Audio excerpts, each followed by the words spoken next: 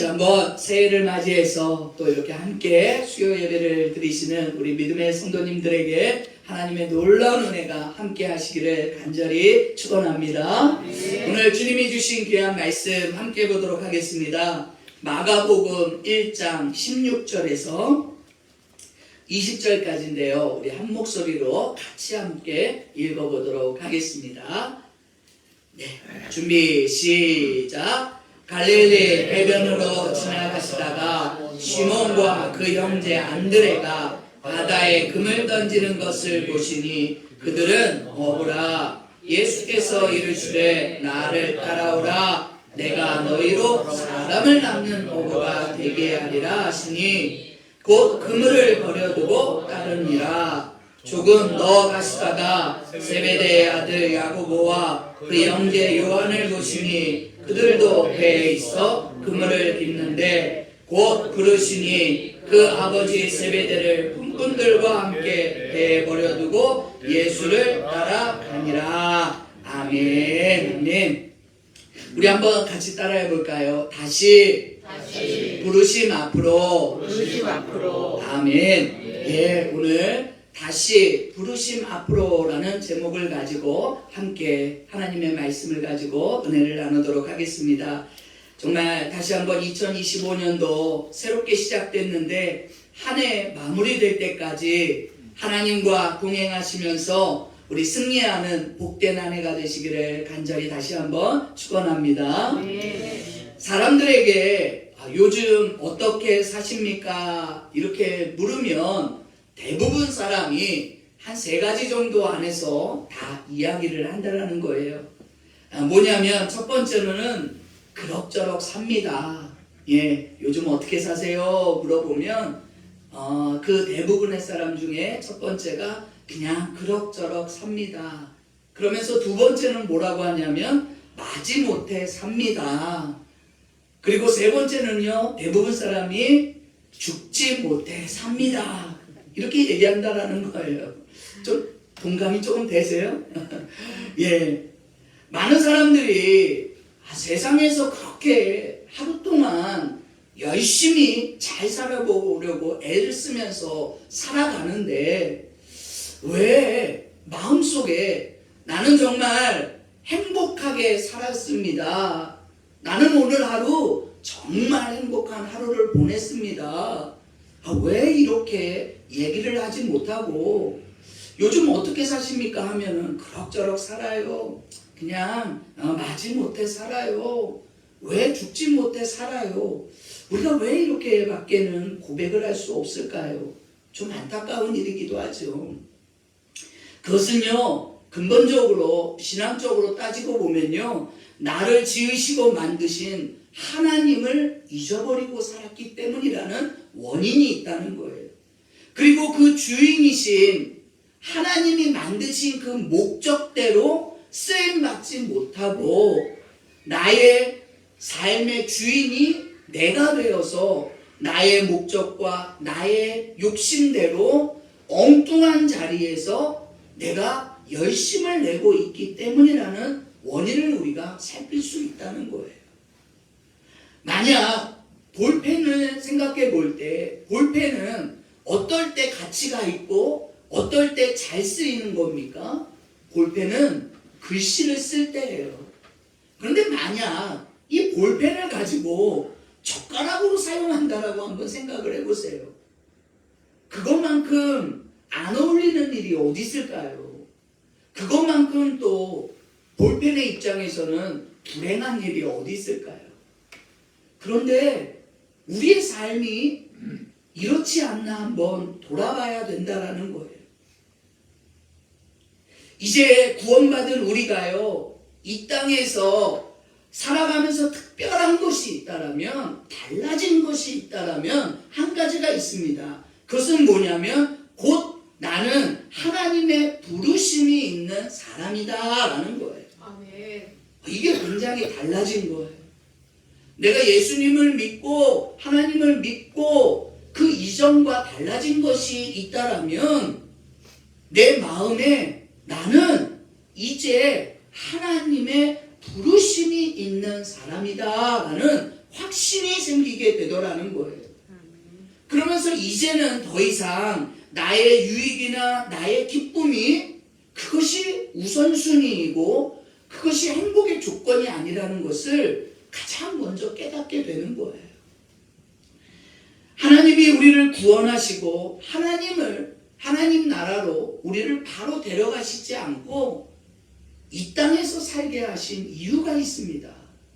그게 뭘까요? 한 번쯤 생각해 보셨을까요? 아니, 우리가 예수를 믿고 구원받았으면 하나님 앞으로 바로 가면 얼마나 우리 영혼이 평안하겠습니까? 근데 이상하죠? 우리가 예수를 믿는데도, 하나님을 믿는데도 하나님이 우리를 하나님 곁으로 바로 데려가지 않으세요. 우리를 이 땅에 살게끔 남겨두셨다라는 거예요. 우리가 이 땅에 사는 동안 하나님은요, 감당하지 못할 그러한 사랑을 받게 하셨어요. 그리고 우리가 이 땅에 사는 동안 하나님은요, 놀라운 은혜를 누리면서 살아가게 하셨다라는 거죠. 근데 그 이유가 무엇일까요? 왜 하나님이 이 땅에 우리를 남겨두시고 왜 우리에게 놀라운 하나님의 사랑을 날마다 받게 하시고 왜 놀라운 은혜를 날마다 받으면서 살아가게 하시는 걸까? 빌립보서 1장의 25절에서 26절까지의 내용을 살펴보면요, 이런 내용이 있습니다. 바울은 고백하기를 내가 세상을 떠나서 이제 곧 죽어서 그리스도와 함께 있으면 나는 더 좋다는 거예요. 이 땅에서 내가 이런저런 고통을 당하고 괴로움을 당하는 것보다 차라리 빨리 예수님 곁으로 가는 것이 더 좋은 일이다, 이렇게 고백을 해요. 그러나 바울이 죽지 않고 세상을 떠나지 못할 이유가 있는데 그 이유가 무엇이냐면 바로 이 세상에서 남아서 감당해야 될 사명이 있기 때문이라는 거예요. 그리고 그 사명이 뭐냐면 복음으로 이 땅에 남은 자들을 더 굳건하게 세우는 일, 나를 통해서 나 같은 죄인을 구원하신 그 예수님을 내가 이제 믿었으니 나 같은 죄인들에게 예수님의 그 복음을 전해서 다시 한번 그 남아있는 이 땅에 살아있는 자들에게 구원의 복음을 전하는 일이 나의 남겨진 이유라는 것이죠. 그렇게 해요. 우리는 이 땅에 살아가면서 잊지 말아야 됩니다. 나는 하나님의 동역자다. 아멘. 할렐루야. 아멘. 나는 그냥 시시한 사람이 아니라 나는 그냥 교회만 왔다 갔다 해도 되는 사람이 아니라 나는 이제 예수님의 구원을 믿고 하나님의 자녀가 되었음을 믿으면 이제 내가 고백해야 될 게 뭐냐면 나는 이 땅에 사는 동안에 하나님의 동역자로 살아가는 사람이다 라는 걸 잊으면 안 됩니다. 그러면서 오늘 본문에 베드로를 부르시는 주님을 살펴보도록 합니다. 그 제자들을 부르는 모습을 살펴보죠. 16절 17절입니다. 시작. 갈릴리 해변으로 지나가시다가 시몬과 그 형제 안드레가 바다에 금을 던지는 것을 보시니 그들은 어부라. 예수께서 이르시되 나를 따라오라. 내가 너희로 사람을 낚는 어부가 되게 하리라 하시니라. 아멘. 성경의 사람들을 보면요, 처음에는 이 사람들이 예수님을 어떻게 만났나, 어떻게 믿게 되었나, 이 이야기가 시작이 되죠. 그런데 성경은 거기서 끝나지 않고 꼭 그 사람을 통해서 보여주는 게 뭐냐면 그 사람이 어떻게 쓰임 받았나까지를 보여주고 있다는 걸 잊으면 안 됩니다. 그러니까 우리도 마찬가지예요. 우리도 믿는 것으로 끝나는 게 아니라 우리는 어떻게 쓰임 받느냐가 중요한 일이라는 거예요. 내가 예수님을 믿고 내가 어떻게 예수님께 쓰임 받는 사람이 되었나. 성전 미문 앞에 있는 안진뱅이의 이야기가 있지요. 사도행전 3장에 보면 성전 미문 앞에 앉아있던 안진뱅이가 예수의 이름으로 구원을 받고 일어서게 됐어요. 고침을 받게 됐어요. 구원을 받게 됐어요. 그런데 그 안진뱅이는요, 고침받은 걸로 끝나지 않았어요. 거기에만 머무르지 않았어요. 어떻게 했는 줄 아십니까?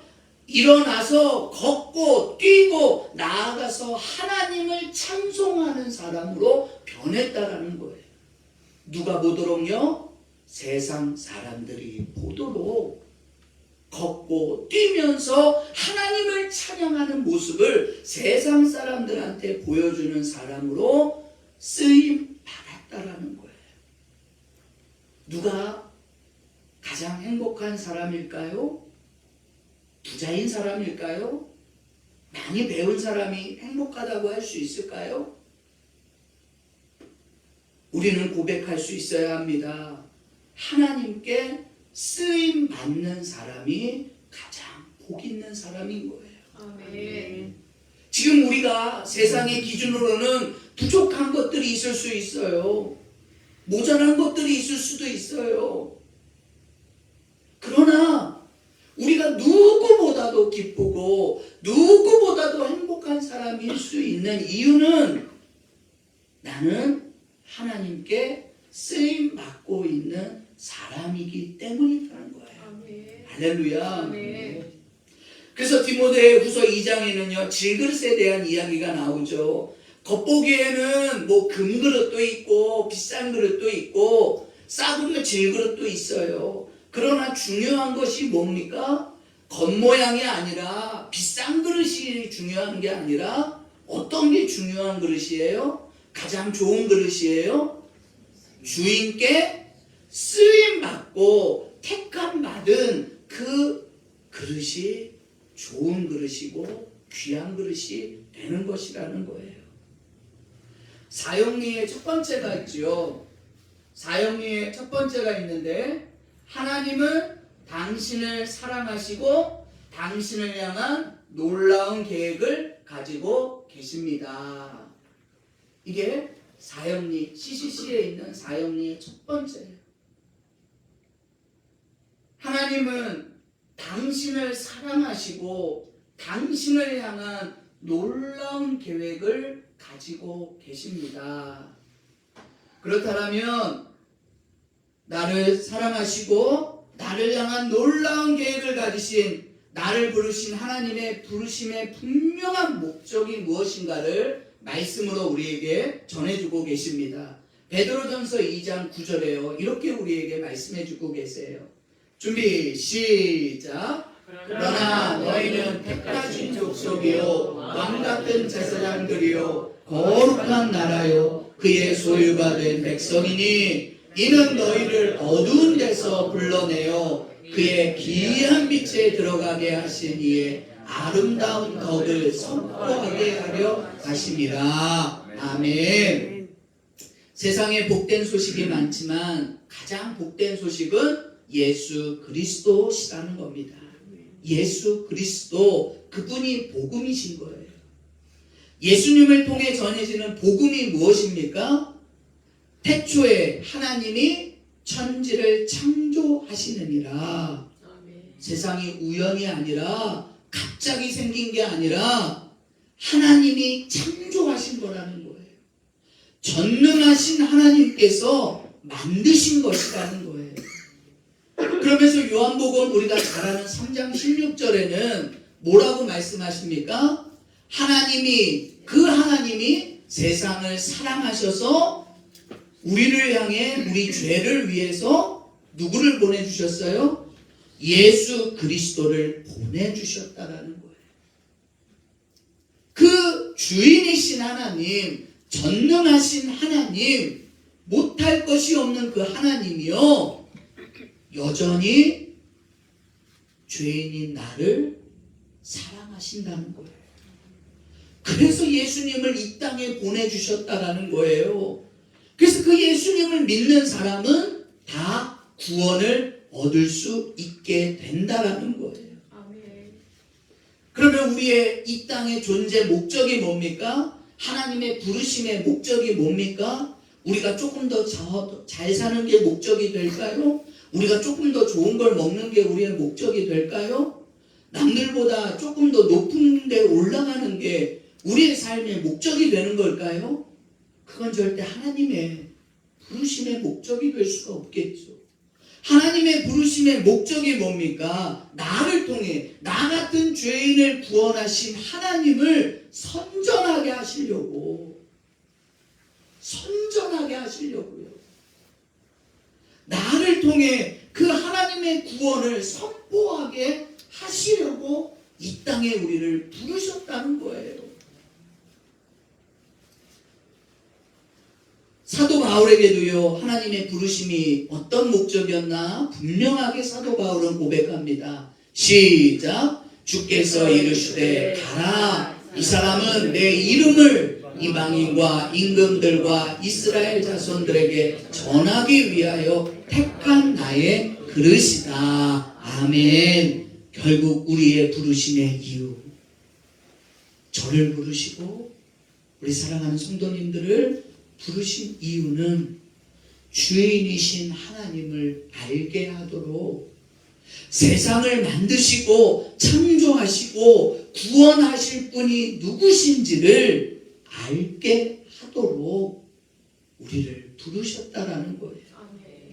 그래서 우리는 이 땅에 살면서 믿음 없는 세상과 하나님의 중간 역할을, 다리 역할을 해야 된다라고 하는 거예요.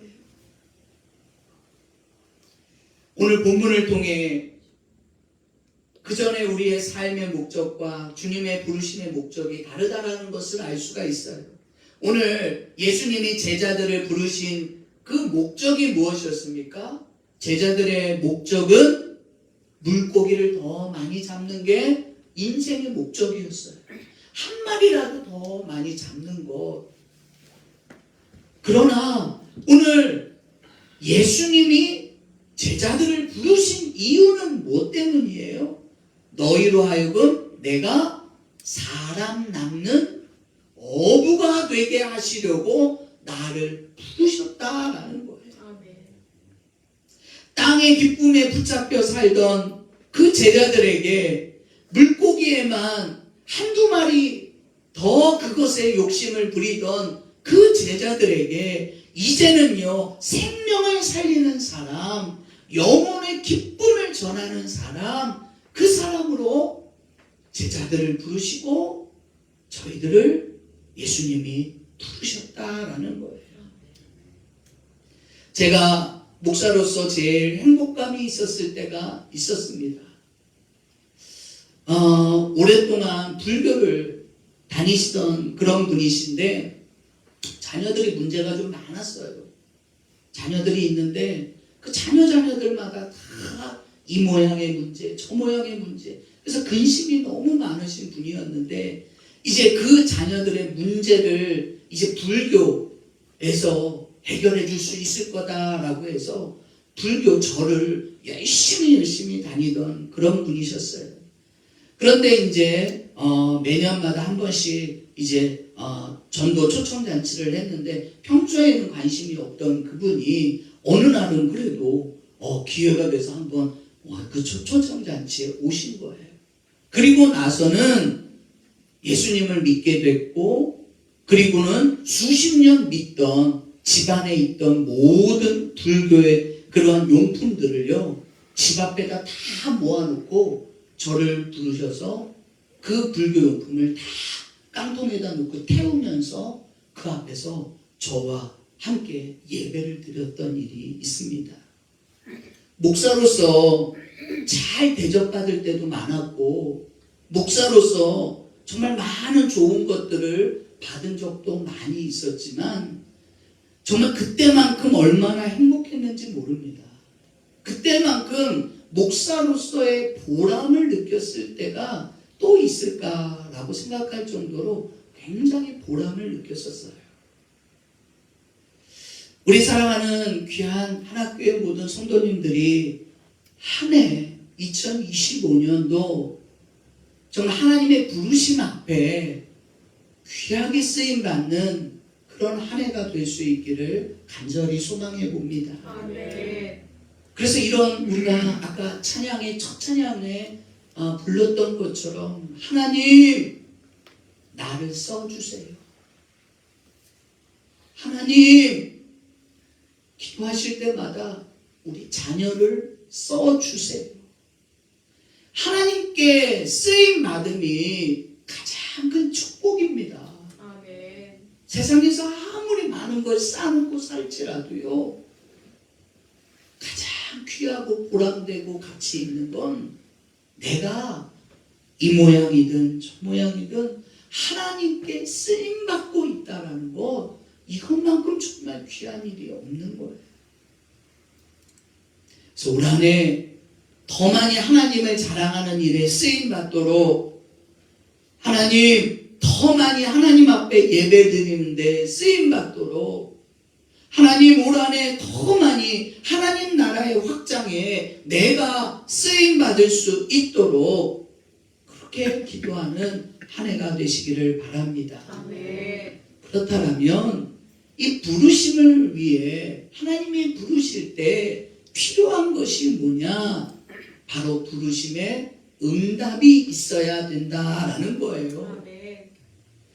아무리 주님이 부르시는데, 아무리 주님이 쓰시겠다라고 불러도 내가 귀를 막고 있으면요, 내가 응답하지 않으면요, 그 주님의 부르심은 아무 소용이 없게 되는 거예요.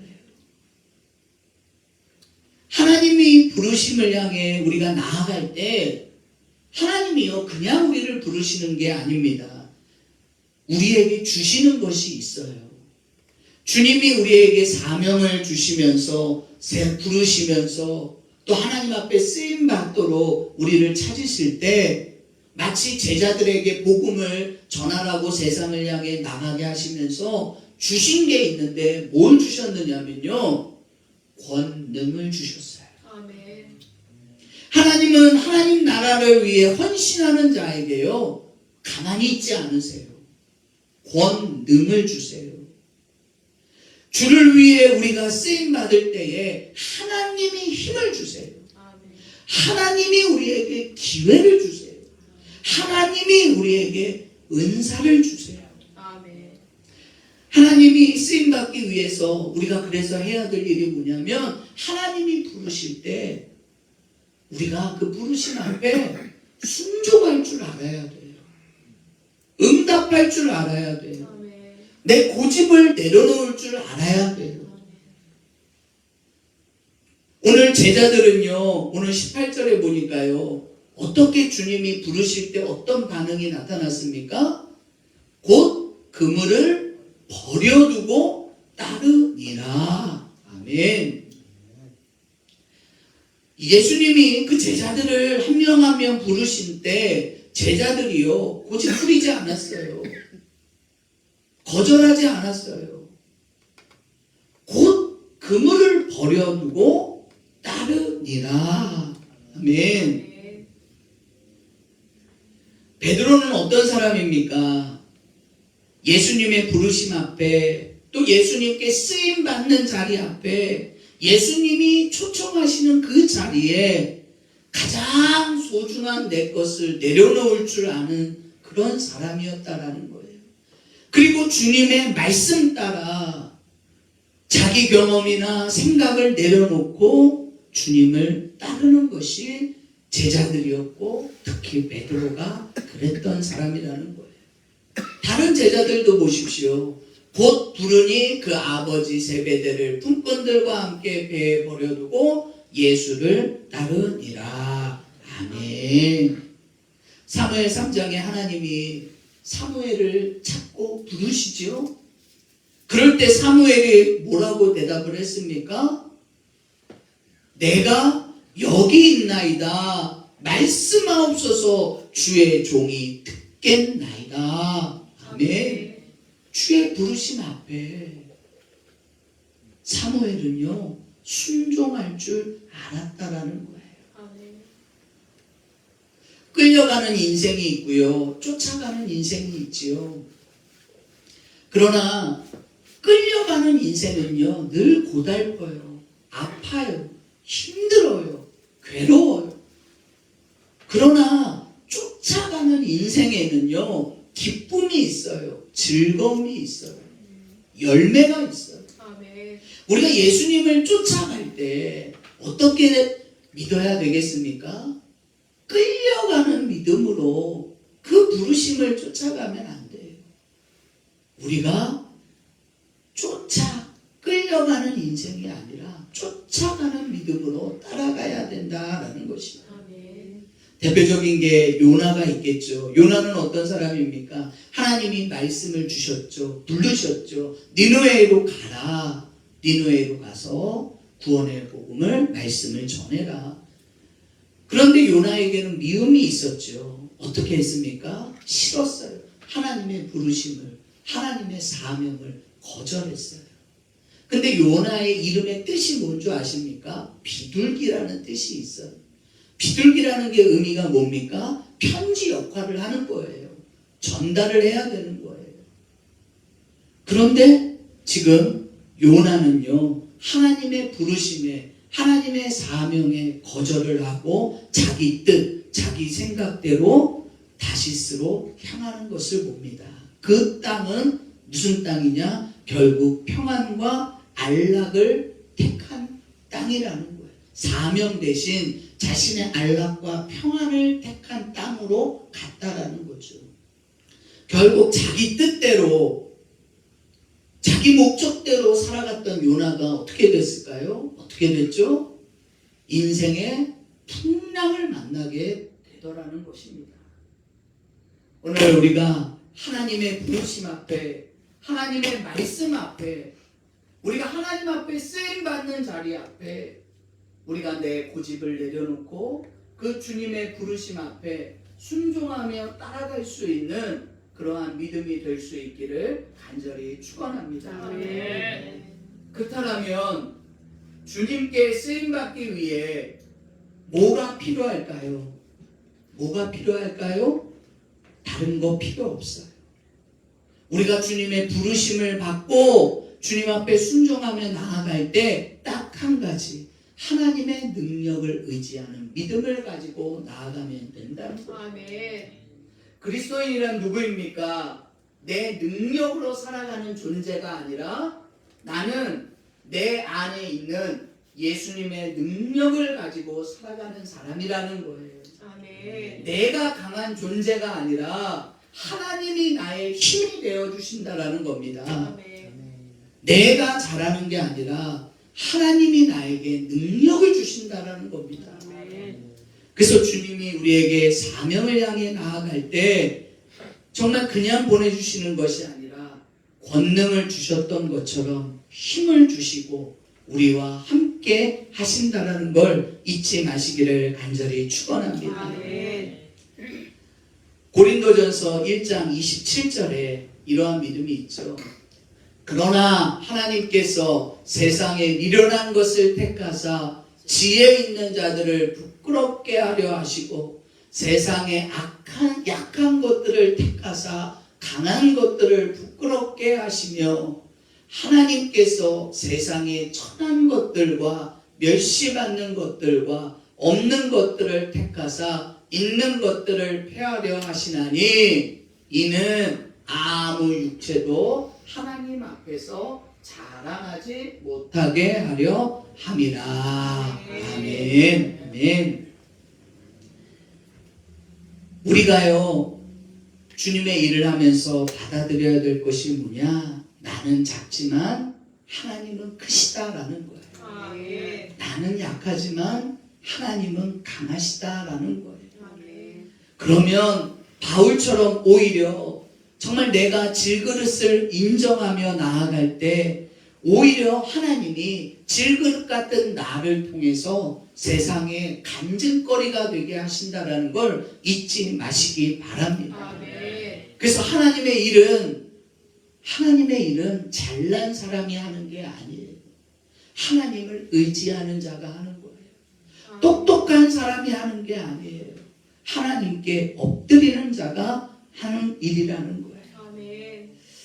그래서 우리는요, 다시 한번 날마다 우리 자신이 깨지기 쉬운 질그릇임을 인정하면서 더욱 주님만 바라보며 의지하며 나아갈 때에 하나님의 놀라운 능력의 일들을 우리가 감당하게 될 줄로 믿습니다. 아멘. 다시 한번 이제 말씀을 정리합니다. 가장 기쁘고 귀한 일이 무엇이라고요? 하나님께 쓰임 받는 일이에요. 올 한해 정말 누구보다 하나님의 부르심 앞에 우리가 순종하며 나아가며 누구보다 복음을 통해 생명을 살리고 위로하는 일에 바쁘게 지내는, 바쁘게 쓰임받는 그런 올 한 해가 될 수 있도록 우리가 힘차게 시작하는 그러한 1월의 첫 주가 될 수 있기를 간절히 축원합니다.